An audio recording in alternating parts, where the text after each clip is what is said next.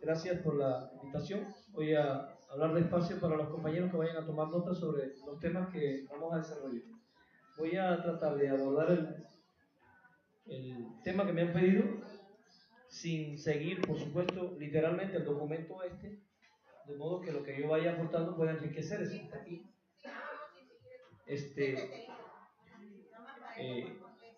Yo creo que el comienzo obligado tiene que ser recordando que el día de hoy está sesionando la Asamblea de las Naciones Unidas. No sé si escucharon el discurso del César ayer, presidente Trump, el Nerón del siglo XXI, cómo nos amenazó y nos dijo que tenía su dedo puesto sobre el botón nuclear más grande del mundo. Amenazó a este mundo diciendo ahí en la ONU descaradamente el poder militar de los Estados Unidos. Y mucha gente se rió de su intervención y él incluso reconoció y dijo, bueno, no esperaba esa reacción, pero está bien. Y después entonces escuchar la intervención del presidente Evo Morales, haciendo una crítica directa y de frente a los Estados Unidos y a su agresión contra Venezuela. El lunes un supervisor en una conferencia se paraba y decía que él no estaba de acuerdo con que Maduro fuera presidente tanto tiempo, que por qué no cedía el puesto, repitiendo el discurso que Trump le dictó. Él no sabía que estaba siguiendo a Trump. Yo allí le aclaré, tú estás diciendo cosas que dice la televisión. Y después el discurso del presidente cubano. Es un discurso que tenemos que leer para ubicarnos porque el análisis crítico de la realidad del peteo es precisamente entender lo que está ocurriendo en el mundo hoy para yo poder ajustar mis procesos educativos a esa realidad del mundo. Porque si la escuela se abstrae del mundo, se abstrae de la realidad, se abstrae de los procesos económicos y políticos y se concentra en la currícula, pues es una escuela como el sistema la quiere, una escuela ahistórica, una escuela que no participa de una conciencia, digamos, social. Voy a empezar por ahí, recordando lo que nos está ocurriendo.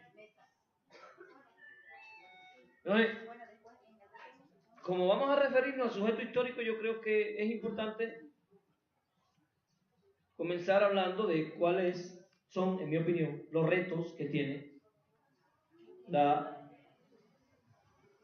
educación mexicana hoy, el curso 2018-2019. Esa es la primera pregunta.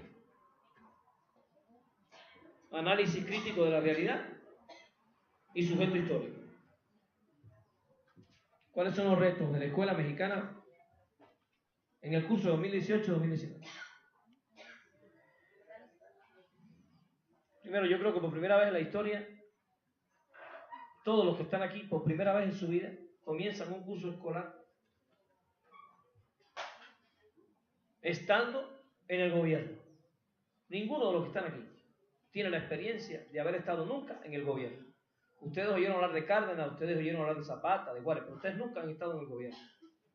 El pueblo mexicano que ustedes conocen, el que creció con ustedes, siempre fue un pueblo que estaba expulsado del gobierno. Por primera vez, ustedes están en el gobierno.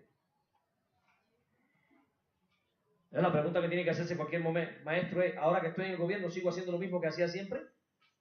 ¿Sigo en la misma praxis que hice siempre? ¿O tengo otras misiones? Porque ya llegamos.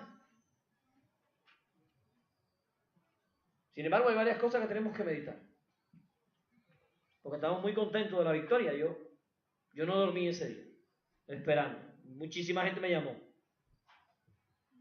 Estamos contentos de la victoria. Incluso hay quien dice que fue una victoria contundente. Contundente porque el enemigo histórico quedó noqueado. Pero no contundente porque se haya levantado todo el pueblo. No nos confundamos. No cometamos el error de confundir. Fue contundente porque ellos no tuvieron opción. Con toda la tranza y el robo no pudieron. Pero no fue contundente porque se haya levantado la enorme masa explotada a decidir.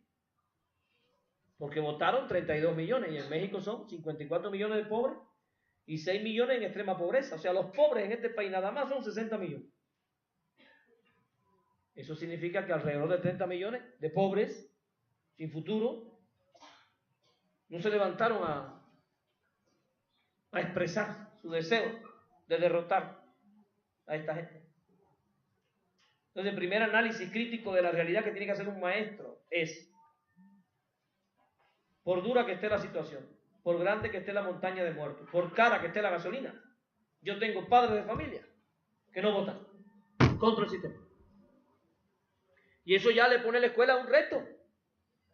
Porque si hoy, con la pirámide de muertos que nos dejan, como están los precios, la gente no se levantó a votar, ¿qué va a pasar en 6 años?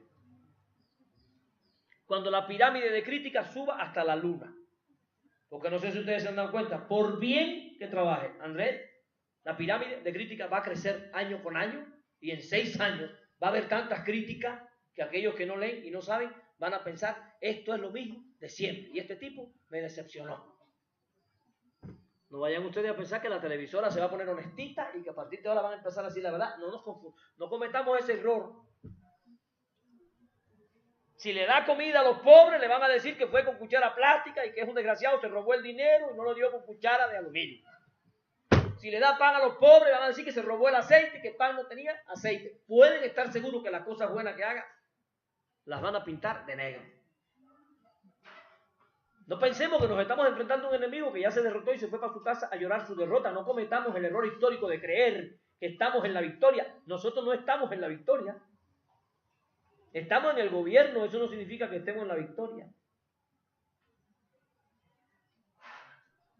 Yo creo que una de las primeras cosas que tiene que pensar un maestro cuando haga el análisis crítico de la realidad es que incluso los que marcaron con una cruz para derrotar al sistema, vaya, los que marcaron por la esperanza, después que marcaron la cruz, ¿no se fueron corriendo a su casa a leer?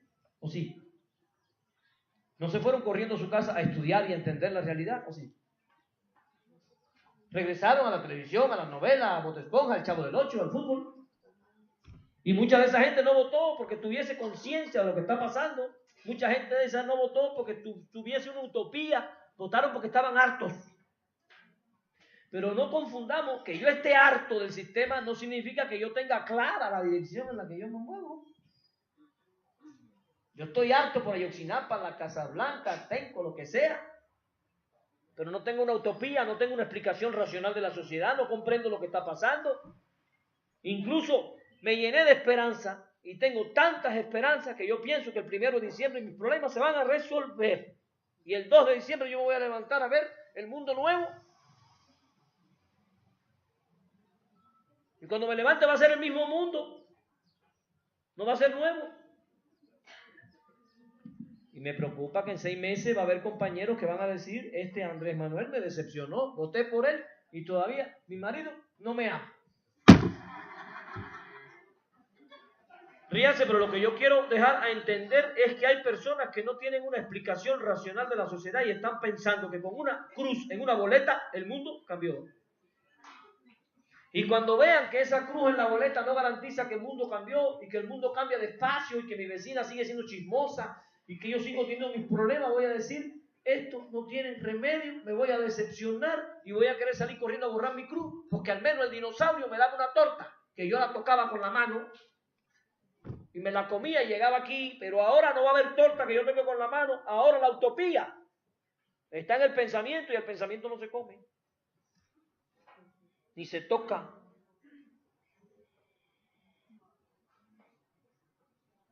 Es un reto que tenemos grande, porque yo me pregunto, en 6 años, ¿cuántos van a marcar por la esperanza?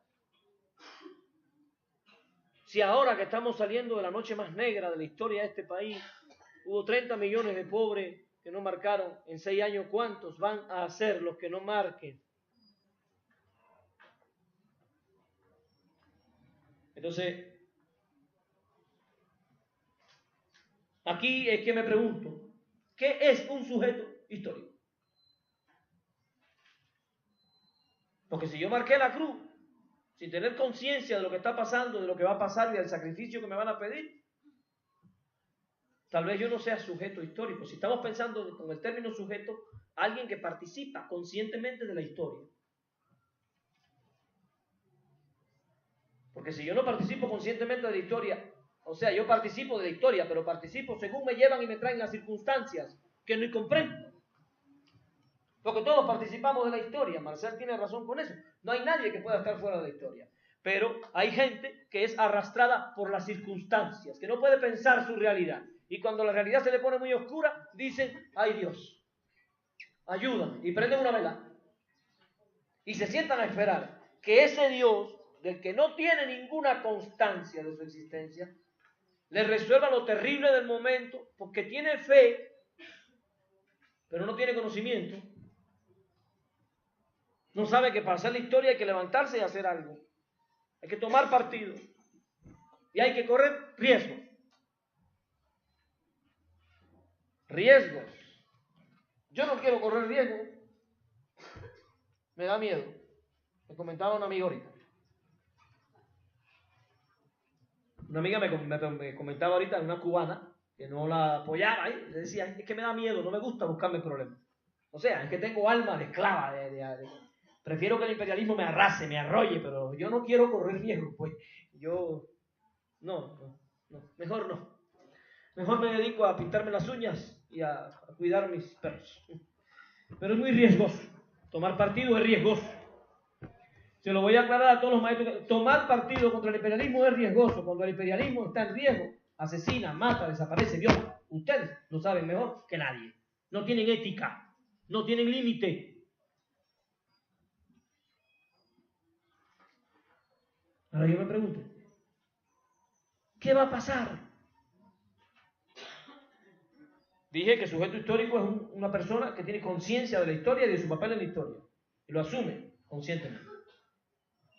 Si no participa de la historia, pero inconscientemente es arrastrado por las circunstancias, no las comprende, tampoco comprende su praxis, su lugar en la historia. O sea, yo soy una maestra de preescolar y yo trabajo con niños y quiero que aprendan a leer y escribir. A mí me vale madre los padres, no me importa si los padres tienen conciencia, ese no es mi problema. Yo soy maestra de aquí para adentro. O sea, esa persona no tiene participación consciente en el cambio social de su país porque ella está al margen, ¿no? Ella está encerrada en la lógica que el sistema le impuso. Tú eres maestra de estos niños. No. Nosotros somos agentes sociales del cambio, agentes de la conciencia. Nosotros somos los generales más importantes que tiene Zapata ahora. Los generales de la cultura. Mariscales de la cultura. Dirigimos un ejército al que necesitamos darle cultura para que tenga comprensión de la historia. Porque yo me pregunto, ¿qué va a pasar? Realmente, yo voy a dibujarles un escenario posible.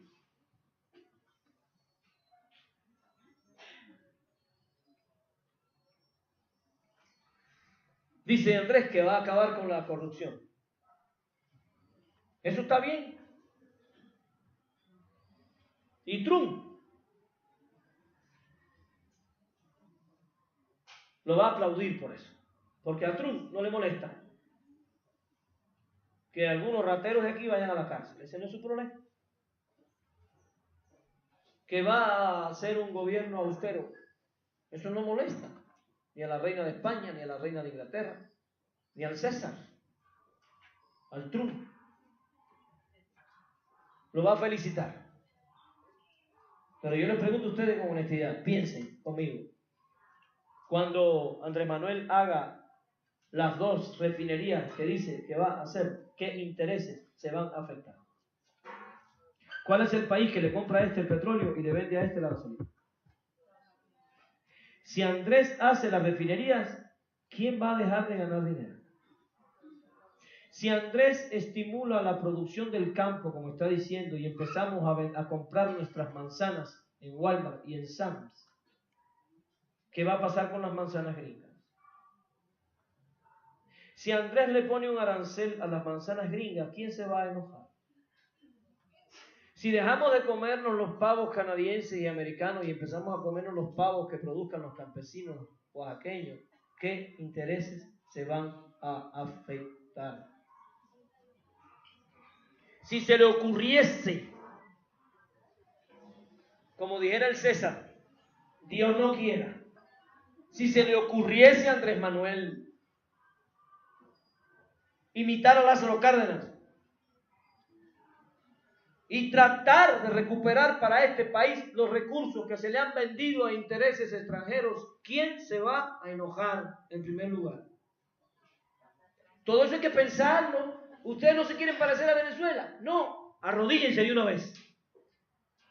Y nunca se van a parecer a Venezuela. Si este pueblo se pone de pie, va a saber lo que es el odio y la rabia del imperialismo. Todavía no lo ha conocido bien. Si este pueblo realmente se levanta a rescatar para sí los recursos naturales y la dignidad que se le han robado, ustedes van a conocer la rabia del César. Hay una sola manera de no parecerse a Venezuela: ser un esclavo. En este continente no hay otra opción. No que yo lo diga, repasemos la historia del continente. ¿Por qué asesinaron? ¿Por qué asesinaron el 11 de septiembre del 73 al compañero Salvador Allende? Que lo que estaba haciendo era una reforma agraria, tomando medidas a favor del pueblo. No olvidemos lo siguiente: busquen las imágenes. El sindicato de camioneros de Chile, obreros que manejaban transporte, haciendo huelga contra el presidente que estaba defendiendo sus intereses frente al imperialismo. Los trabajadores chilenos, no todos, pero algunos, haciendo huelga contra Salvador Allende. Estas son cosas que tenemos que meditar. Si estudiamos nuestras guerras de liberación y recordemos a Simón Bolívar, uno de los enemigos más terribles que tenía Simón Bolívar era Boves el urogallo. Boves era un español que dirigía un ejército de llaneros venezolanos, pobres, campesinos hambrientos, peleando contra Bolívar, que estaba peleando contra el rey para que no los esclavizara. Y si repasamos la historia de México, los que dispararon las balas, que asesinaron a Zapata, no eran gringos, eran mexicanos. Pobres militares, hambrientos, disparando contra Zapata. Los que dispararon las balas contra Villa no fueron gringos, no fueron europeos, fuimos nosotros. Cuando la escuela empieza a observar esa realidad y el maestro y la maestra empiezan a observar esa realidad, empiezan a comprender el momento histórico. Yo les pregunto a ustedes honestamente, este curso, ¿vamos a hacer lo mismo que hacemos todos los años? ¿Qué va a pasar en 6 años? ¿Qué va a pasar con esos 30 millones que votaron por Andrés cuando empiecen a mentir, cuando nos digan en una semana Andrés Manuel pederasta, violó 3 niños? Tienen tanta capacidad de convencer a cualquiera que eres capaz de creerte cualquier barbaridad. Ahí está Lula preso sin haber hecho nada. Ahí está Dilma, le quitaron, la bajaron del gobierno de Brasil sin haber hecho nada porque no les convenía al gobierno de los Estados Unidos, ni Dilma ni Lula. Lula no va a boleta. Detrás de eso está el gobierno de los Estados Unidos de Norteamérica. No vayan a pensar ustedes que las oligarquías de este continente se mandan solas. Si ustedes me permiten ser honesto, aquí no hay dinosaurio, aquí lo que hay es un chihuahua al servicio del dinosaurio que está del otro lado de la frontera. Los de aquí son chihuahuas. Mande, patrón. Nada más hay que ver los rastreros que se ponen frente a Trump. No son bravos, son asesinos. El gobierno de Peña está postrado frente a los intereses de Estados Unidos. Y nosotros pensamos que el dinosaurio. Decía, no sé, si hacemos un análisis histórico de la realidad en la escuela, tendríamos que llegar a una conclusión, en mi opinión, irrebatible. No hemos vencido al dinosaurio. Derrotamos al chihuahua. Y siguiendo la idea de Monterroso con aquel cuento, el cuento más pequeño de historia, aquel hermoso cuento de Monterroso que dice, y cuando despertó, el dinosaurio todavía estaba ahí. Cuando ustedes despierten, el dinosaurio todavía va a estar ahí. Y el dinosaurio aprende con las victorias nuestras. Aprende. No piensen que el dinosaurio se fue a su casa derrotado. Está pensando cómo cobrar venganza. Ahora mismo están sentados viendo lo que van a hacer con el gobierno de Andrés y lo que va a hacer Andrés. Están sacando cuenta. Cada medida que Andrés está anunciando, están viendo a ver si afecta a sus intereses, si no los afecta, qué van a hacer, cómo van a hacer, cómo lo van a bajar del poder, si le da por entenderse con Nicolás Maduro, con Miguel Díaz-Canel, con Evo Morales, si le da por ser un gobierno latinoamericanista que afecte los intereses de los Estados Unidos de Norteamérica. Ya están pensando en su estrategia y nosotros estamos pensando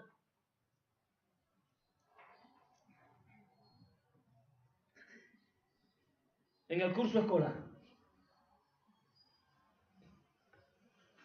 en mis métodos.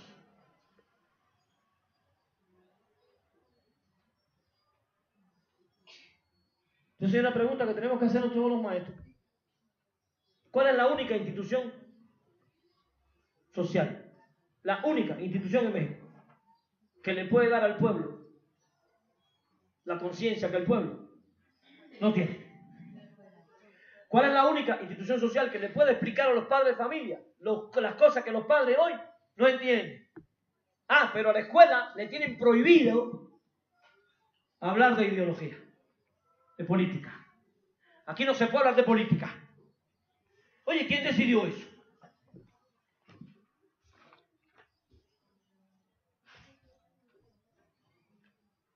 Artículo 3 de la Constitución mexicana.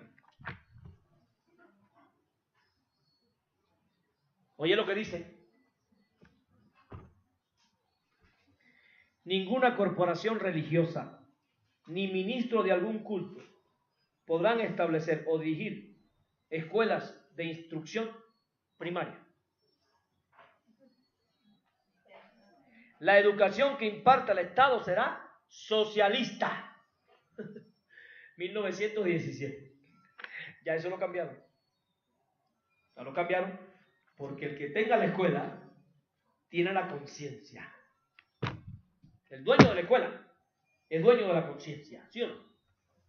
Yo comparo, esto me lo dijo Carmen ayer, yo comparo el artículo 3 de la Constitución del 17 y me pongo a compararlo con el artículo 3 de la de ahora.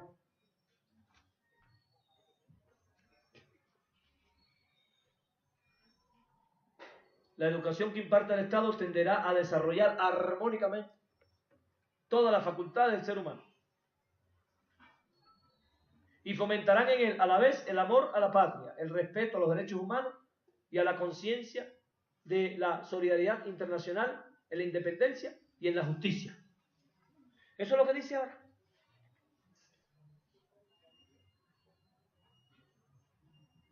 Entonces, ¿cuál es la única institución que puede hacer algo para que esta victoria se convierta en definitiva?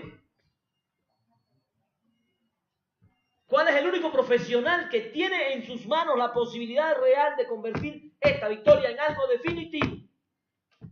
De hecho, yo digo, ¿cuál es el único profesional que puede lograr que esos 32 millones que hoy votaron por la esperanza en 6 años sean 60 millones? Porque si en años son 60, si en 6 años somos 60 millones, no hay imperialismo que nos derrote. Porque ellos no han intervenido en Venezuela, no, porque no tengan el deseo, la gana y la fuerza. Ellos no han intervenido en Venezuela porque el pueblo venezolano en masa está apoyando a Maduro y a la revolución. Acaban de hacer una elección y los derrotaron en la elección. Ellos saben. Ellos saben. Ellos no invadieron a Cuba. Bueno, ellos invadieron a Cuba. Invaden a Cuba. ¿Se acuerdan? Por Bahía de Cochino. Los derrotamos en 3 días. Después nunca más lo hicieron porque ellos sabían, ellos saben, ellos estudian, ellos conocen que el pueblo cubano en su enorme mayoría apoyaba la revolución y ellos sabían, si nos metemos ahí va a ser una locura, pero no vamos a poder vencer a esa gente. Porque ya tenían la experiencia de Vietnam, ellos saben que cuando un pueblo se decide a no ser esclavo, no hay poder en el mundo que lo pueda esclavizar. En Vietnam lanzaron más bombas que las que se gastaron en la Segunda Guerra Mundial. En 10 años destruyeron aquel país y no pudieron derrotar.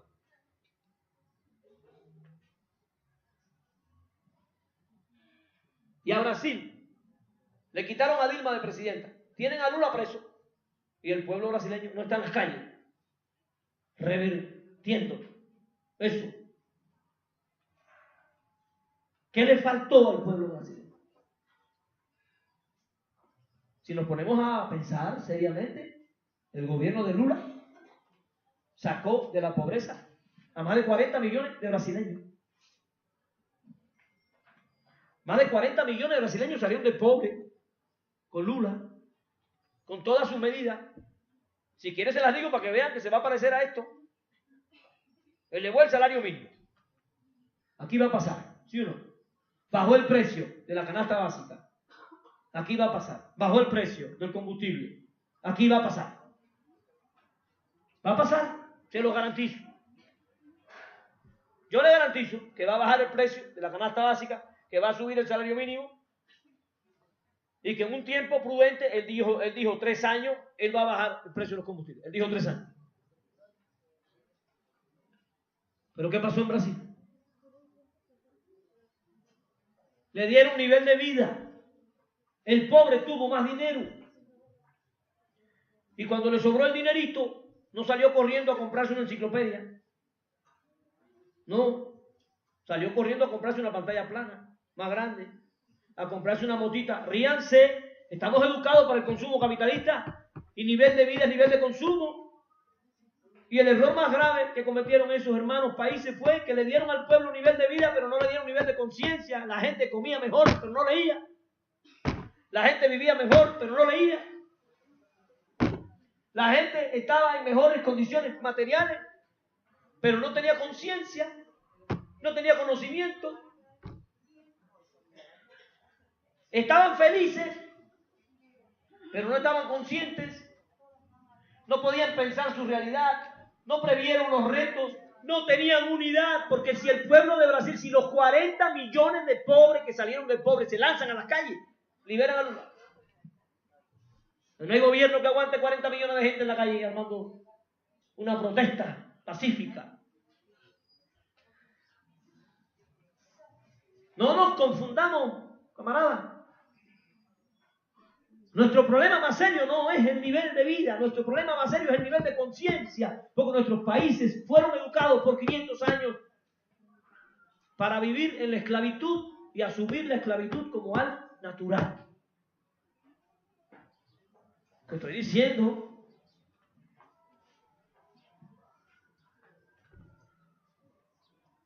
Cuando una muchacha te dice me pega porque me ama, está naturalizando la dominación. Si no me cela, no me ama. Está naturalizando la dominación. Ya la ve como natural. La desea. Y eso ocurre en todos los órdenes de la dimensión cultural. El capitalismo no es solo un tipo de organización económica de la vida. El capitalismo es la organización cultural de la vida. Capitalismo es cultura. Entonces no podemos caer en el error de pensar que el 1 de diciembre ya el pueblo dejó de pensar en el consumismo, dejó de pensar en la cultura de la dominación y ya se volvió consciente. Ya, caballero, la hicimos, esto es para siempre. No, no va a ser así. No va a ser así. Los niños no van a estudiar más en diciembre cuando estemos en el gobierno. Los padres no van a leer cuando estemos en el gobierno. No van a pagar la televisión. No van a dejar el machismo. No vamos a dejar la superficialidad. Vamos a seguir viendo la familia Peluche. Y riéndonos las estupideces, porque ya hasta la risa, que siempre fue tan culta, se ha vuelto mediocre y sosa, sin sentido. Entonces la pregunta es, o sea, yo pregunto, ¿puede realmente haber un cambio revolucionario en un pueblo sin cambiar la educación? Cuando digo cambiar la educación, no me confundan, yo no estoy hablando de la evaluación de los maestros, ya se sabe que eso es malo y se sabe que no van a evaluar a nadie. En Oaxaca solo se evaluó el que tuvo miedo, el que no se evaluó y no pasó ni madres, no. ¿A quién le arrancaron una pata por no evaluarse? ¿Quién perdió? Nada. Al menos tienen ahora la dignidad de decir, a mí me asustaron y ni me asusté. No me evalué ni madres. El que se evaluó cargará con su pena toda la vida de haberle tenido miedo al cucu. Al chihuahuita.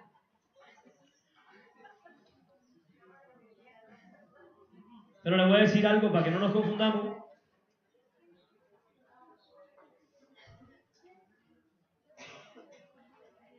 Yo pienso que el problema más serio que tenemos no es la reforma educativa. Yo pienso que el problema más serio que tiene el maestro oaxaqueño es la educación que tenía antes de la reforma educativa. El problema más serio que tenemos los maestros es la educación que dábamos antes de la reforma educativa y que pensamos que estaba buena y que la reforma la puso mala. El problema serio que tenemos es que la educación que históricamente nosotros dimos fue una educación que no daba conciencia histórica, que no preparaba al hombre para rebelarse. Porque hay una pregunta seria que un maestro tiene que hacerse. Si la educación estuvo buena en algún momento, ¿por qué este pueblo se dejó esclavizar voluntariamente? ¿Por qué tuvo que subir tanto la montaña de muertos para que tomáramos partido? ¿Por qué tuvieron que violar y asesinar a tantas mujeres? ¿Por qué tuvo que haber tantos desaparecidos? ¿Por qué tuvo que subir tanto la gasolina para que tomáramos partido? Entonces, honestamente tenemos que preguntarnos los maestros y las maestras, la educación que tenemos es la educación que necesitamos para tener un pueblo libre, consciente y digno, que no se deje esclavizar. ¿El problema nuestro es la reforma educativa o el problema nuestro es que nunca tuvimos una educación emancipadora? Al menos después del año 1519. ¿Creen realmente ustedes que un pueblo que cuando tiene una gran necesidad se arrodilla a solicitarle a su Dios que le conceda la solución está listo para ser un pueblo libre?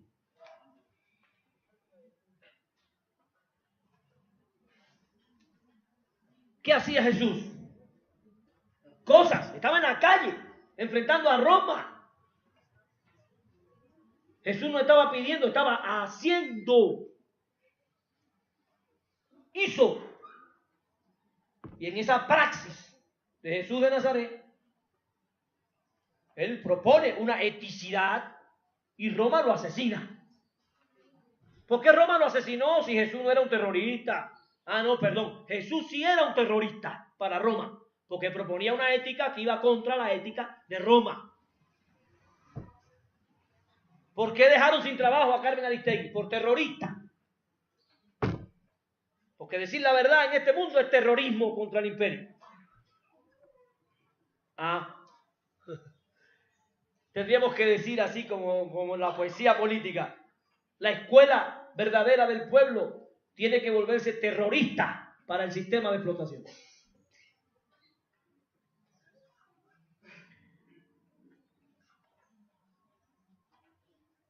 Entonces, yo me pregunto, bueno, visto así, ¿qué es? ¿Cuáles son los rasgos mínimos que le pudiéramos pedir a un sujeto histórico? Es el tema, sujeto histórico. O sea, si yo quiero educar al niño para que no tenga vocación de esclavo, ¿cuáles son los rasgos mínimos? Mínimos que debería yo plantearme al menos en el plano teórico de la pedagogía. ¿Cuáles deben ser los objetivos de la pedagogía para la construcción de un sujeto histórico? Voy a explicar eso. Yo defiendo la idea de que el sujeto histórico tiene que tener como mínimo 3 características. Como mínimo, o sea, puede tener muchísimas. Yo estoy aquí haciendo una aproximación teórica a los nuevos objetivos de la pedagogía. Porque si hacemos un estudio del perfil de salida de preescolar, de primaria, en ninguno dice construir un sujeto histórico. Ellos no se van a suicidar así. Ellos te ponen que los niños hagan tal cosa con los números, tal cosa con la gente. Pero ellos no te exigen un niño que tenga una comprensión filosófica crítica de la realidad. Ellos no te piden un niño que sea sujeto histórico. Ahorita lo vamos a ver. Pero el modelo educativo que ellos proponen es un modelo que diseña a un niño que tiene conocimiento, pero no tiene una praxis revolucionaria. Un niño que conoce la ciencia, pero no conoce la realidad. Un niño que incluso puede sentirse enojado con la pobreza, pero no reconoce el origen de la pobreza. Se enoja con el pobre, con que haya pobre, le da 10 pesos de limosna para que desayune. Entonces tiene sensibilidad, pero no hace un plantón para destruir el sistema que genera a ese niño pidiendo limosna, porque no reconoce, no puede pensar su realidad de forma filosófica, sistémica, sistemática. Entonces, ¿cuáles serían las 3 características de un sujeto histórico? Y estas 3 características nos sirven como metodología porque serían un modelo para la planeación de mi actividad emancipadora. No quiero llamarle actividad docente, quiero llamarle actividad emancipadora. Y no quiero llamarle planeación de la clase, quiero llamarle planeación de la emancipación. Porque si seguimos planeando la clase nos va a pasar 500 años más con estos rateros aquí. Hay que planear la conciencia, planear la emancipación, para que yo sepa a qué voy a la escuela, a qué voy al aula. Entonces, yo estoy diciendo, en mi opinión, ¿cuáles serían 3 rasgos fundamentales de un sujeto histórico? Primer rasgo, considero que un sujeto histórico tiene que tener conciencia histórica. Conciencia histórica. Conciencia histórica no es saber historia. Porque hay gente que sabe mucha historia y trabaja para el sistema de explotación. Hay gente que sabe mucha historia y es subalterno a la ideología del capitalismo, de la explotación. Hay pobres que saben mucha historia, pero están en la trinchera equivocada. Entonces yo digo que eso no tiene conciencia histórica. Sabe historia, pero no tiene conciencia histórica. Aquí yo me rijo por un principio que nos enseñó Fidel. Fidel decía, el compañero Fidel nos decía, el verdadero revolucionario tiene que ubicar en qué trinchera está el imperialismo y ponerse en la trinchera del frente. Pues tú te pones al lado de él, tú estás con el enemigo. Lo primero que usted tiene que ubicar es al imperialismo. Y cuando ya lo tiene ubicado, usted se pone al frente a disparar para frente. Entonces, lo primero que tiene que tener el maestro, el padre y el niño es conciencia histórica. Fíjense en el orden que lo dije. No es por gusto. Maestro, padre, niño. Fíjense como estoy diciendo. Lo primero que yo planifico es la superación de mis maestros. La superación, la concienciación de mis padres y después el niño. Porque el chiste de la escuela burguesa es que trabaja con el niño, pero no trabaja ni con el padre ni con el maestro. Porque conciben a la sociedad de un modo ficticio. Entonces ese niño en la escuela está con el maestro, cuando llega a la casa ahí le ponen a bote esponja, al Chavo del 8 y todo lo que tú hiciste se vino bajo todo. Porque tú no trabajas con la familia. Y no trabaja con el maestro. Entonces, el padre no sabe hacer un análisis filosófico del momento histórico, el maestro tampoco. El padre no se orienta, pero el maestro tampoco se orienta. Y si no se orienta el maestro, ni se orienta el papá, ¿cómo se va a orientar el muchacho? Y tenemos que prepararnos porque a partir del 1 de diciembre, las acciones de desorientación se van a contar por millones. Las mentiras, las manipulaciones, las falsedades. Al final te vas a preguntar, ¿será?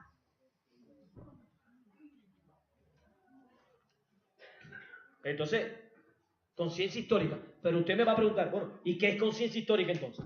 Porque usted me está diciendo que el maestro tiene que tener conciencia histórica. ¿Pero qué es la conciencia histórica? Le voy a traer 3 elementos de la conciencia histórica. En mi opinión.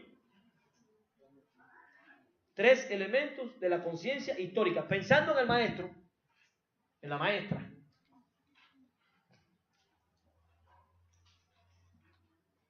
Primer rasgo de la conciencia histórica. El primer elemento, en mi opinión, de la conciencia histórica es reconocer el despojo. La historia nosotros no la estudiamos para saber lo que ocurrió. La historia, nosotros, la clase obrera, la estudia para ver cómo fue que nos despojaron. Porque nosotros, la clase obrera, comprende que toda la historia fue un despojo a favor de un sistema de explotación. Entonces yo estudio el despojo para reconocer el despojo. ¿Qué nos quitaron? Porque si yo me sé una pila de fechas históricas, pero no reconozco el despojo, yo soy un papagayo al servicio del sistema. Pero cada vez que yo abro la boca para hablar de historia, estoy hablando del despojo, del robo. Entonces, el despojo tiene, al menos, el despojo tiene 4 cosas que tengo que saber que me despojaron. 4.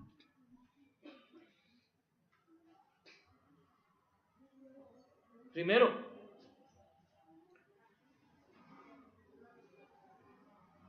nos despojaron del territorio.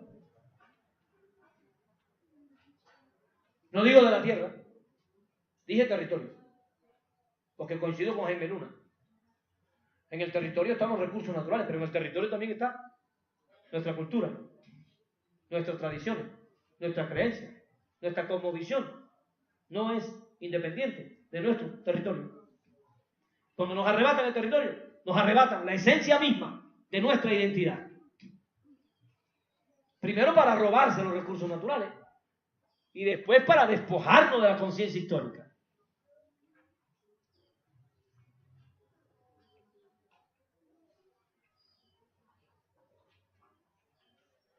La escuela tiene que rescatar eso. Yo estoy haciendo un estudio aquí. El primer grado de primaria. Matemática. Me dieron la tarea de matemática yo y Marcel Español.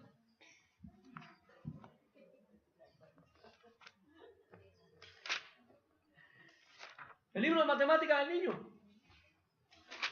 Y tú te pones a ver el libro y dices, Dios mío, miren para ahí. Despojo, dulces industriales, harina refinada, azúcar refinada. Si van a contar dulces, ¿por qué no cuentan dulces originarios? Si vamos a poner la imagen del libro de texto de matemática para que el niño aprenda a contar y el niño es oaxaqueño, ¿por qué no ponemos dulces según las regiones? ¿Por qué no ponemos, sabías que en el Istmo, y pongo 10 dulces del Istmo para que cuente hasta 10 los dulces del Istmo? Y después pongo los dulces de la Mixteca y los dulces de la costa. Y el niño, además de contar, se está acercando a su cultura, a su identidad. Y le pongo, ¿sabías que? No, pero te pones a ver el libro de matemáticas y está lleno de imágenes construidas por la sociedad del espectáculo, consumista, ahistórica, donde no se desarrolla ningún tipo de conciencia individual ni conocimiento de la cultura. Ahora hay que darle una clase de cultura para que sepa que es oaxaqueño. Porque no sabemos darle matemática desde Oaxaca. Nos abstraemos de Oaxaca, de la cultura de Oaxaca, de lo que es Oaxaca, e inventamos una matemática que no tiene nada que ver con su mundo, y después hay que poner una materia que se llame cultura oaxaqueña para que el niño descubra de dónde viene. Por separado. Miren, estos son los animales del libro matemático. Los animales del libro matemático. Yo no tengo nada contra los africanos, a mí me encantan los africanos, yo vengo de África. Leones, elefantes, cebras, jirafas, hipopótamos. ¿Qué no tenemos animales en Oaxaca en peligro de extinción y los pudiéramos poner en el libro de texto? Bueno, tú te pones yo estoy nada más haciendo el análisis semiótico de las imágenes del libro para ver cómo el libro representa la cultura. Si tú abres un libro de primaria o de preescolar o de secundaria en un estado como este y tú no descubres a Oaxaca y tú no hueles el chile y la tlayuda, ese libro no es de Oaxaca. Ese libro lo inventó alguien que en su vida vino a Oaxaca y ahora el niño oaxaqueño tiene que estudiar en la escuela con un libro que no representa su cultura. El libro de oaxaqueño tiene que oler a mole, a chile, a tlayuda, para que tú digas, coño, este libro hasta yo lo quiero leer. Al chapulín. Bueno.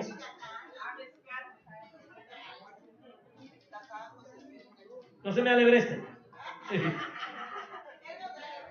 Yo lo que estoy tratando de que comprendan que la conciencia histórica es una conciencia que rescata la cultura identitaria, la dignidad cultural desde todas las dimensiones escolares.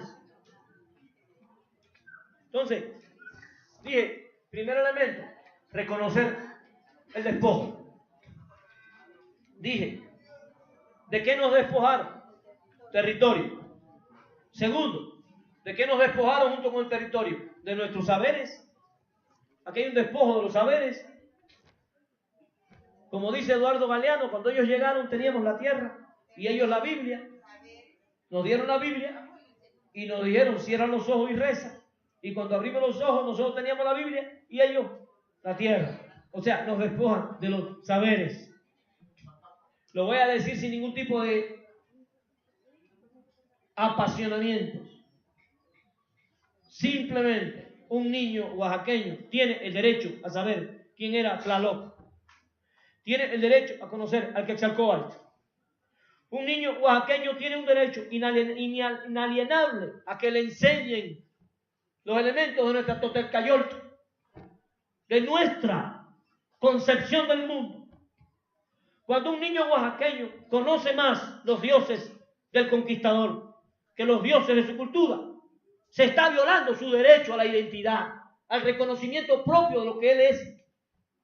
No significa que después tú quieras creer en lo que quieras, hay libertad para eso, pero tú tienes el derecho irrenunciable a que de pequeño te acerquen a tu verdadera raíz histórica para que encuentres una identidad que desarrolle, que alimente tu dignidad cultural. Habría entonces que poner como derecho humano la dignidad de la cultura. El derecho a la cultura.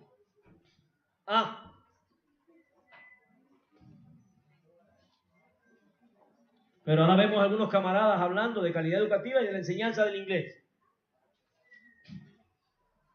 Inglés. Yo digo, ¿un niño oaxaqueño necesita aprender inglés?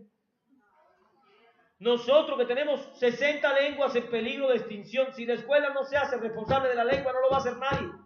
Deberíamos tener como ley que toda escuela en el territorio de la náhuatl tiene la obligación de enseñar como segunda lengua, una lengua originaria. Si hablas mije, aprende zapoteco. Si hablas zapoteco, aprende mixteco. ¿Por qué la lengua del hegemone se tiene que convertir en una lengua tan importante para los explotados? ¿Por qué la lengua del César tiene que ser tan importante para los indios despojados de su riqueza y de su historia y su cultura? Realmente, para el desarrollo de la identidad del oaxaqueño, ¿hace falta aprender inglés? ¿O haría falta entonces potenciar las lenguas originarias, las lenguas madres? Estas son cosas que tenemos que discutir. Tenemos 6 años para discutir a fondo estas cosas y tomar decisiones que hagan que se cambie realmente la ley. El artículo 3 de la Constitución tiene que buscar el desarrollo de la dignidad cultural de los niños, de los pueblos originarios, y reconocer a este país como un país multicultural, pluricultural. Si no, yo pienso. Entonces dije, el despojo de la tierra y después de los saberes. Tercer elemento del que nos despojaron.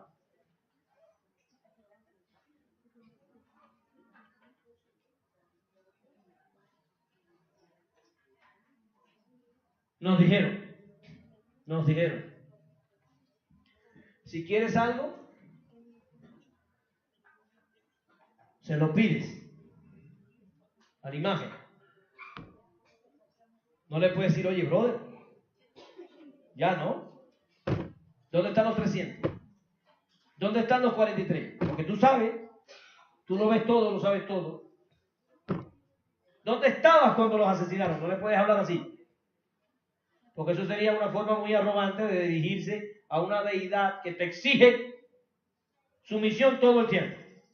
A mí me gusta el rey de Spinoza, el dios de Spinoza, porque Spinoza decía, mi Dios no necesita sumisos, ni lúgubres y oscuros lugares para la adoración. Mi Dios está en la naturaleza, con el sol y los pájaros fornicando. Es un Dios libre, sin complejos, sin baja autoestima. Pero nosotros nos enseñaron que ese no era el Dios. El Dios al que nosotros le rezamos es un Dios con muchos complejos y con muy baja autoestima, y hay que estarle todo el tiempo alabando para que Él se sienta bien, y de rodillas. Entonces hay que arrodillarse y pedirle a Dios que me resuelva los problemas que debía resolver yo con un poco de conciencia histórica. Por eso digo, nos arrebataron la voluntad. Cuando nos arrebatan los conocimientos, nos arrebatan la voluntad, porque nuestra voluntad se queda sin orientación histórica ninguna, y entonces no sabemos qué hacer. No entendemos lo que hay que hacer y lo único que atinamos es arrodillarnos y encender una vela para que me regresen a los desaparecidos. Por eso yo pienso que una de las cosas que tenemos que buscar es esa voluntad que nos arrebataron. Y el cuarto cosa. ¿Sería el despojo de la voluntad entonces? ¿Sí? Porque la voluntad, fíjate a qué punto llega el despojo de la voluntad. Que te levantas en la madrugada a vender tamales. Y si terminas a las 8 de la mañana de vender todos tus tamales, dices, ya vendí todo. Gracias a Dios. Y Él no se levantó contigo.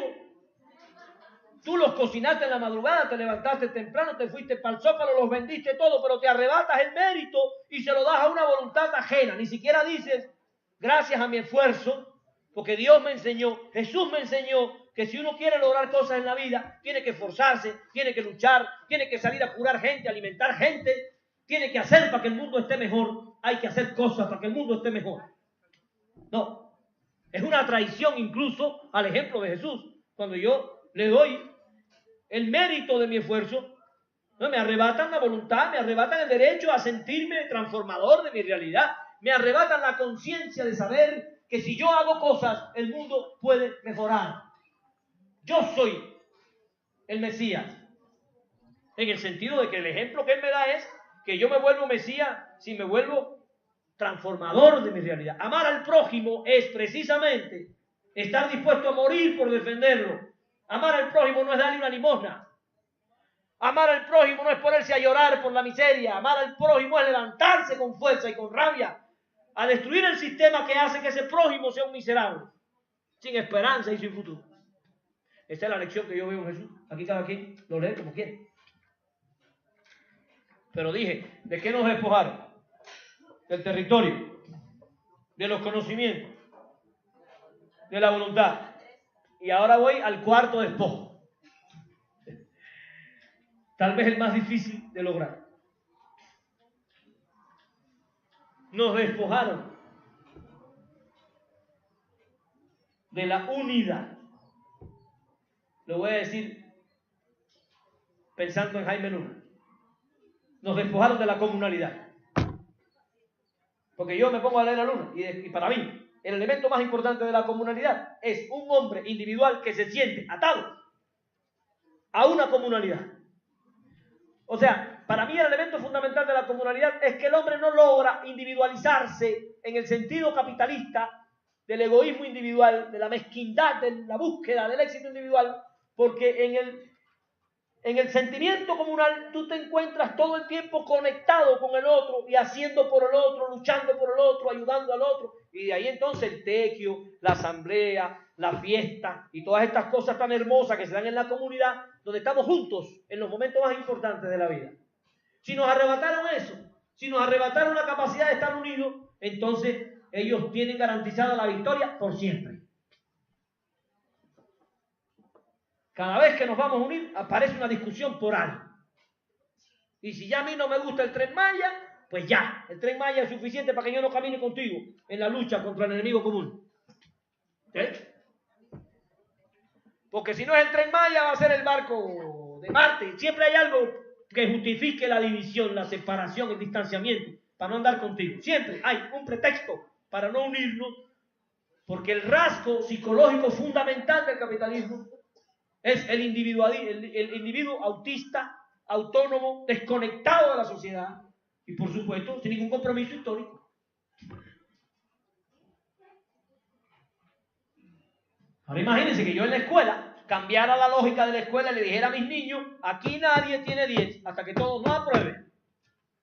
Imagínense que en un aula de primaria yo le dijera a los niños, aquí nadie aprueba hasta que todos no aprueben. Si aquí hay un niño que no sabe matemáticas, es responsabilidad de todos, mía y de todos los niños, arriba, todo el mundo arriba de él, a ayudarlo, a explicarle, a empujarlo, a acompañarlo, hasta que aprenda. Y cuando aprenda, el 10 para todos. Oye, qué lindo, ¿no?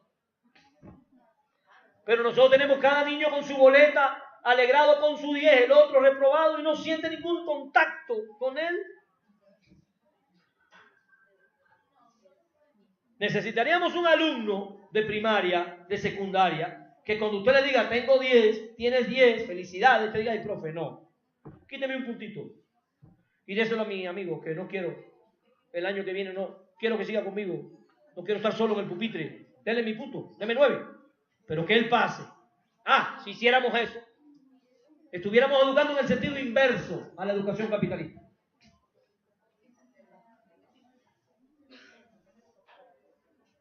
¿No? Entonces ningún niño se alegraría de que le aplaudan sus éxitos, porque diría, profe, por favor, si van a aplaudir que sea a todos. A usted le gustó más mi trabajo, pero todos hicieron su trabajo y todos merecemos aplausos. ¿Por qué nada más me aplauden a mí y a mi amiguito que no? Porque su trabajo dice que quedó más feito que el mío. No, yo no quiero aplausos, que venga él para aquí. Yo quiero sonreír con él. Eso es una educación en una dirección contraria al individualismo pequeño burgués capitalista. Pero la escuela nuestra no sabe hacer eso porque es una escuela individualizante, servil al sistema de explotación. Por eso yo les dije ahorita, el problema más serio que tenemos no es la reforma educativa, el problema más serio que tenemos es la educación que teníamos antes de la reforma educativa, y que vayamos a pensar que si se cae la reforma la hicimos y que ya tenemos la escuela que queremos. No. La escuela que queremos tenemos que construirla todavía. Y ayer le decía a Carmen, ni piensen que el papel es la escuela que queremos. El papel es la escuela que queríamos hace 6 años. La escuela que queremos hay que construirla otra vez ahora. Porque hay que actualizarlo, mejorarlo, rectificarlo, ajustarlo a los momentos históricos, agregarle cosas que aprendimos, quitarle cosas que ya no nos gustan, porque la escuela tiene que ir cambiando con la sociedad o se queda desfasada históricamente.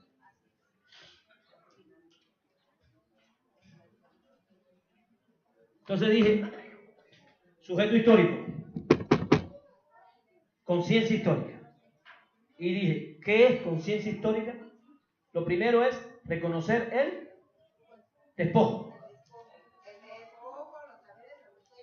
Y el despojo son esas 4 cosas. Ahora, el segundo elemento de la conciencia histórica. No basta con saber el despojo. Lo voy a decir despacio para que meditemos lo profundo que es este momento histórico. Si yo reconozco que me han despojado de todo, pero yo pienso que fue el PRI, yo voto por el PAN. Y si yo pienso que fueron el PRI y el PAN, yo voto por el PON. Y si yo pienso que me despojaron el PRI, el PAN y el PON, yo voto por el PEN. Lo que quiero que comprendamos es, hay un elemento en la conciencia histórica que es básica: ubicar al enemigo real, no al aparente. Ubicar al enemigo real es ubicar la verdadera causa del despojo, que no son los partidos satélites nuestros al servicio del imperio. La verdadera causa del despojo es un sistema imperialista que tiene un centro fundamental, que es donde vive el César. Ese César que nos sigue diciendo, hago el muro, hago el muro, hago el muro. Que pase el petróleo, pero no los mexicanos. Que pasen los minerales, pero los mexicanos no.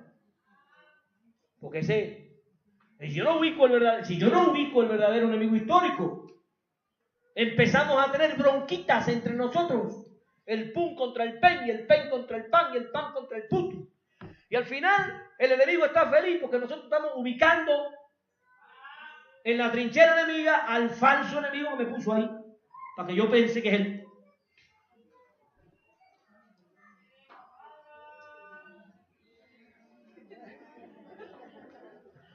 Yo voy a decir algo.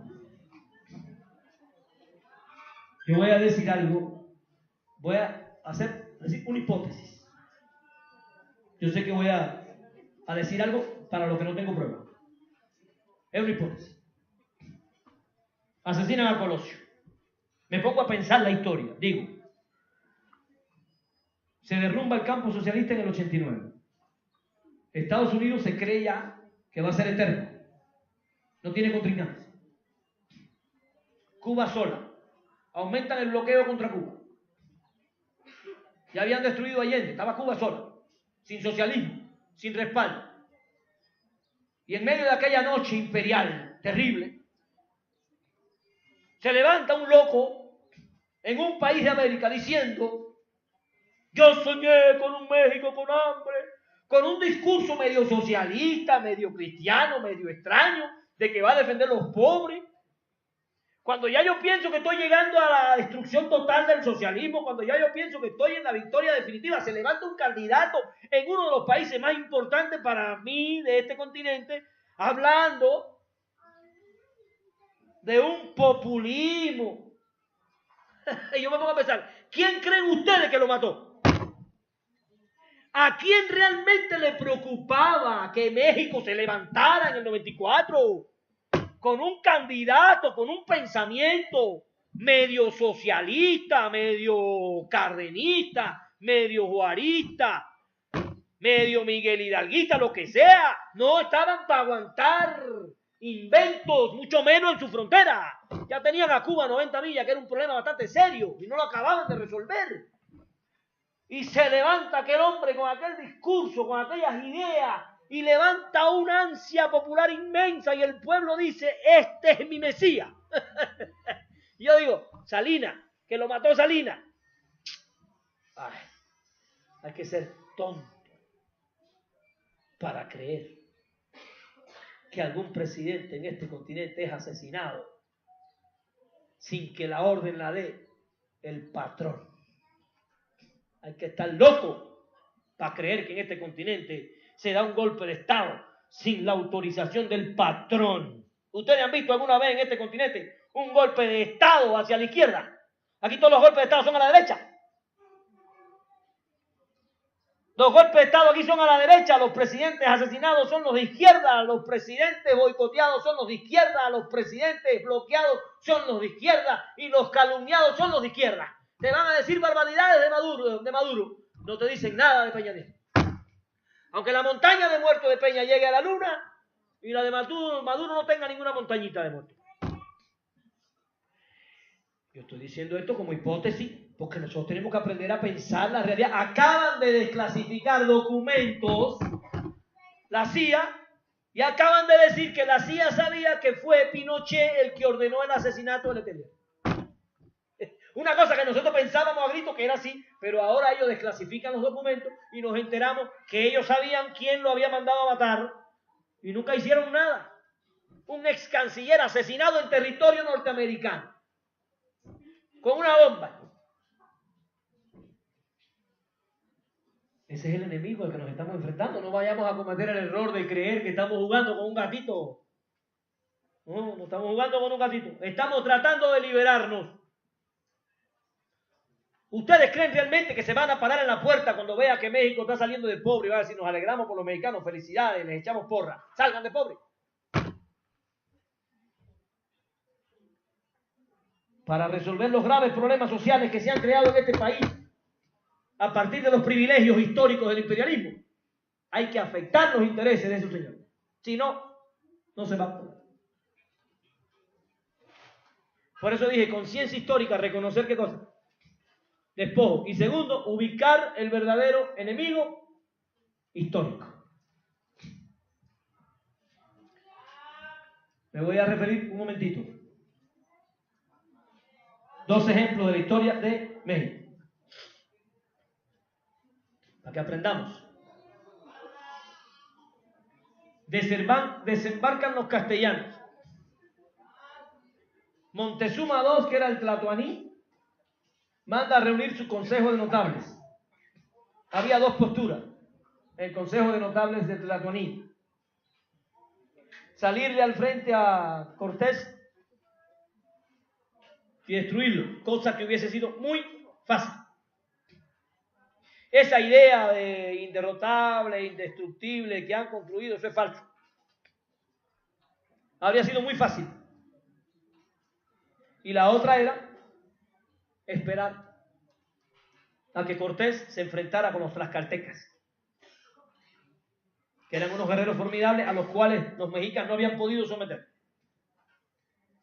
Montezuma hizo sus cálculos y dijo: esperemos, si los tlaxcaltecas vencen a Cortés, resolvimos el problema de los castellanos.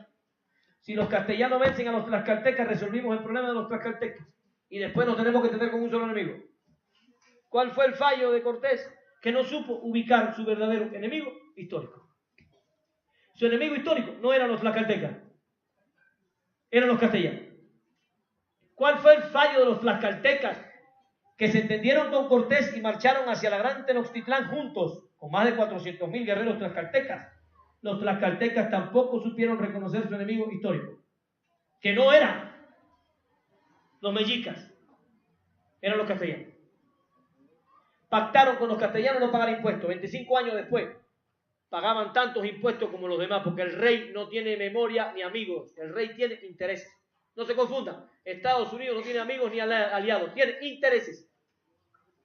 Y el que afecte sus intereses se vuelve su enemigo, aunque haya sido su amigo o su aliado. Miren el conflicto que tiene con Europa. El imperio no tiene ética, tiene intereses. Ética tenemos nosotros. ¿Me explico, verdad? Ubicar el verdadero enemigo histórico. Hay un cuento por ahí que lo escribió el subcomandante Marcos junto con Paco Ignacio Taibo II, ahora es subcomandante Galeana, en una novela que lo pueden buscar en internet, se llama Novela a Cuatro Manos. Ahí está en internet, yo la bajé de internet, me puse a leerla. Muy interesante, muy bonitos las narraciones. Y en uno de esos cuentos de Marcos aparece un personaje que se llama Saturnino Longoria. No lo olviden, porque Saturnino Longoria nos da una lección. Saturnino Longoria era un luchador social. Ya estaba viejo y empezaba a perder la memoria. Y a él le preocupaba. Su preocupación más grande era que le diera un evento de eso de pérdida de memoria. Y a él siempre estaba preocupado porque él decía que él no quería regresar, que le regresara la memoria sin él recordar en qué trinchera estaba, quién era su enemigo. A él le preocupaba despertar en la trinchera del enemigo y pensar que era su amigo. Y qué bien que lo escribió Marco, porque eso mismo le está pasando. No ubicamos el verdadero enemigo histórico. El verdadero enemigo histórico del pobre mexicano no se llama AMLO. El verdadero enemigo histórico del campesino, del originario, no se llama Andrés. A mí no me gusta usar el término originario, porque yo me considero originario, aunque tenga ojos azules y sea güero. Y yo soy un taíno anahuaca. Yo soy un taíno de la isla de Cuba. Anahuaca, con los ojos azules. ¿Y qué? Ahora vas a decir que yo no soy originario, yo soy una copia falsa de un cubano, porque no parezco indio. Ahora resulta que yo no soy nada. No, yo soy originario también. Todos somos originarios, todos. Originarios de un proceso de conquista y de resistencia y de lucha, pero originarios de aquí.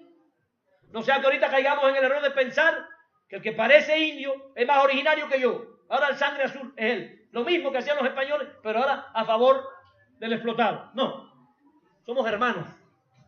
Aquí no hay sangres azules. Todos tenemos sangre rebelde, patriota, de resistencia. No importa si eres güero, si eres alto, si eres bajito, si eres chaparrito. No nos tienen que dividir la raza y tampoco nos tienen que dividir nuestros orígenes. Es el mismo error histórico si lo volvemos a cometer. El mérito es defender la patria desinteresadamente. No enseñar una tarjeta de sangre indígena. No.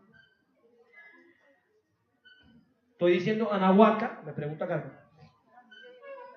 Porque el Anáhuac era el nombre de nuestro territorio. Y el Anáhuac iba desde el sur de Nicaragua hasta Canadá. Me dice Guillermo Marín, mi amigo, incluyendo el Caribe. Por eso digo que soy un anahuaca taíno, porque Guillermo me dijo, no, tú eres un anahuaca también. Porque Cuba, los cubanos eran anahuacas, los taínos no eran cubanos como aquellos. y comerciaban con todo el territorio. Entonces dije, conciencia histórica, reconocer el despojo. Ya, terminé con esa parte. Todo eso tiene que ver con la planeación, porque yo al niño le enseño el despojo, le ubico al enemigo, ¿sí o no? Y lo enseño a trabajar por la unidad. Unido. Ya estoy acabando con el sistema desde la lógica escolar, con otra eticidad. Ahora, el segundo elemento del sujeto histórico. Yo digo, no basta con reconocer el despojo. Porque si yo reconozco el despojo y pienso que no hay remedio, si yo reconozco el despojo y creo que no hay nada que hacer, si yo reconozco el despojo pero tengo la convicción de que no hay quien los derrote, porque esto no hay quien lo arregle, porque esto siempre va a estar así, entonces me están robando la capacidad del sacrificio. No hago nada porque ya me doy por derrotado.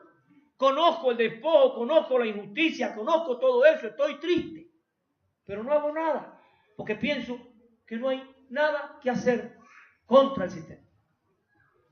Fíjense qué complicado. No basta con reconocer el despojo. Lo segundo es, y este es el reto más importante de la escuela hoy, que al niño hay que construirle la utopía. Al niño hay que darle una utopía por la que valga la pena hacer cualquier sacrificio. El México posible, el México justo, el México sin hambre, tiene que estar construido en la conciencia del niño para que él tenga clara la dirección de su esfuerzo. La utopía no solo sirve para caminar, como dice Galeano. No, la utopía justifica el sacrificio. Solo se pueden hacer grandes sacrificios en aras de una utopía. Y detrás del sacrificio de Jesús estaba la utopía de Jesús. Detrás del sacrificio de Zapata estaba la utopía de Emiliano. Detrás del sacrificio de Juárez, de Sucre, de Moreno, de Martí, de Fidel, estaba la utopía de esos hombres que no solo soñaron con un mundo más justo, sino que lo vieron delante de sus ojos. Vieron que era posible construirlo. Si la escuela no le da eso al niño, el niño va a salir de la escuela desorientado, sin capacidad social del sacrificio, sin saber qué hacer por el otro. Se va a preguntar qué puedo hacer, porque él no tiene idea de lo que puede hacer. Es un problema serio que tiene la escuela de hoy. Se vació de utopía, no le da al niño un destino, un sentido a su existencia. Bueno, cuando nos roban la comunalidad, nos roban todo eso. Entonces yo creo que rescatar el sujeto histórico es instalar la utopía. Ahora yo les pregunto, compañeras y compañeros, ¿cuál es nuestra utopía dentro de 6 años? Porque si yo no estoy soñando que al terminar este curso escolar, todos mis padres van a haber recibido 5 o 6 conferencias de filosofía, de historia, van a estar más conscientes. No, si yo no tengo esa utopía, yo voy a seguir trabajando lo mismo. Mi programita, mis métodos, ahí, a bailar con Tatiana. Qué felices mis niños. Moviendo su colita con Tatiana, sin utopía, sin sentido, ¿no? Los niños sin saber que se puede reforestar plantitas, vamos a reforestar por aquí, vamos a poner flores por allá, vamos a poner comidita para los colibrí, ya se nos olvidó, pero en algún momento le dimos a un niño una utopía, un sentido para su vida de niño de 3 grados, de 3 años, de 4, y él estaba soñando con el colibrí que comiera, que la foto. Eso es darle un sentido a la existencia más allá de mis intereses mezquinos. Pero a veces es difícil, compañeros, porque nos cansamos, porque hacemos las cosas un ratito y después se quedan, y regresamos a la misma inercia de la subalternidad teórica de la escuela. Entonces, dije, instalar la utopía. Esa utopía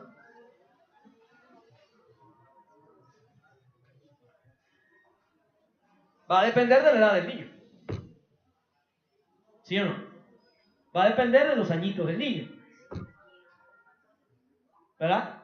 Pero no es lo mismo la utopía de preescolar que en primaria, secundaria.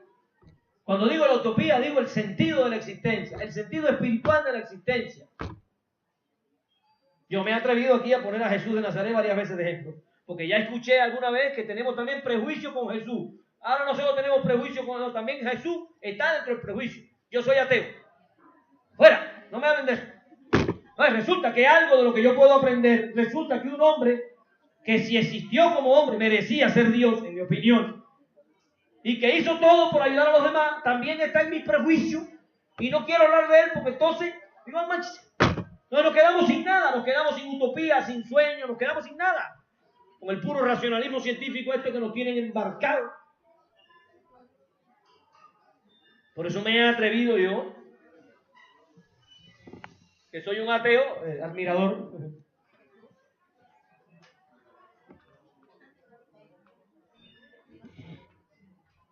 Y el último elemento,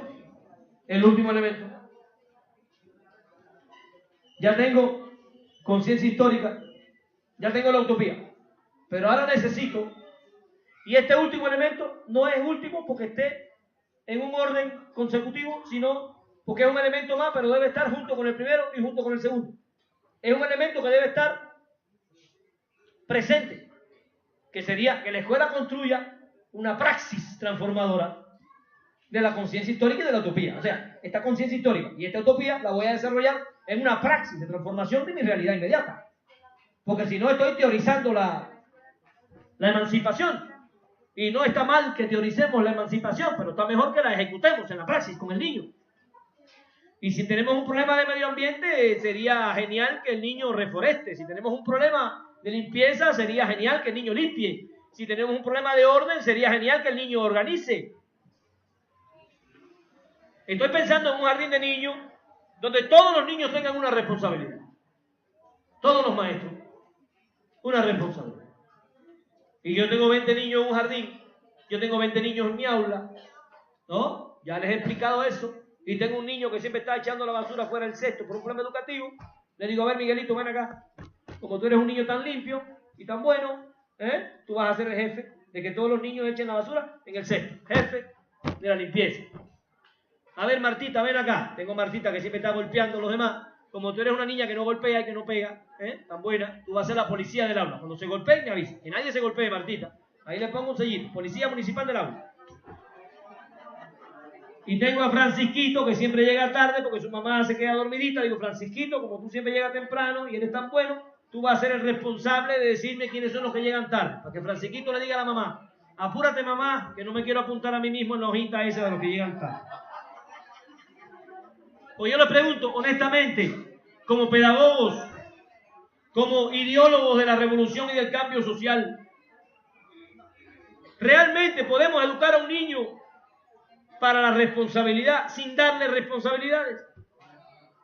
¿Podemos educar a un niño para la revolución sin que haga desde su dimensión humana y de su edad la revolución en su medio?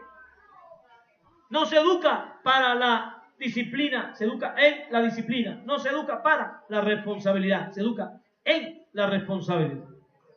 Habría que reconceptualizar toda la praxis de la escuela para convertir a la escuela en este 2018 y 2019 en una escuela donde se esté construyendo la victoria definitiva sobre la dominación del capital. Llegamos al gobierno, no se confundan. No llegamos al poder, no tenemos el poder. Estamos en el gobierno, pero no en el poder.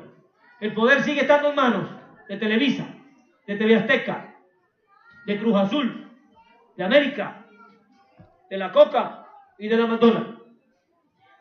Poder, decía Foucault, poder es saber. No, sí, pero yo digo más, poder es cultura. Si la cultura que tú tienes es la cultura del capital, tu patrón es el capital. Si la cultura que tú tienes es la cultura originaria de la emancipación y la resistencia, tú todo el tiempo estás en la resistencia y en la emancipación. Si la cultura que tú tienes es la cultura del machismo capitalista, tú eres machista todo el tiempo, 24 horas. Somos seres culturales. Lo que nos define como seres en estado de emancipación es la cultura que nosotros portamos y ejercemos en nuestra praxis pedagógica. Por eso tendremos que construir el poder ahora con el pueblo. a partir de esta hermosa victoria, construir un poder que en 6 años se vuelva una fuerza irrebatible contra el sistema. He tratado de dar algunos elementos de lo que sería sujeto histórico. Yo sé que es mucho más, pero yo me he acercado solo a ese aspecto. Vamos a dar un tiempo para que coman algo y pasaríamos a la segunda parte del tema. Si alguien quiere decir algo o preguntar algo, o alguna maestra, algún camarada.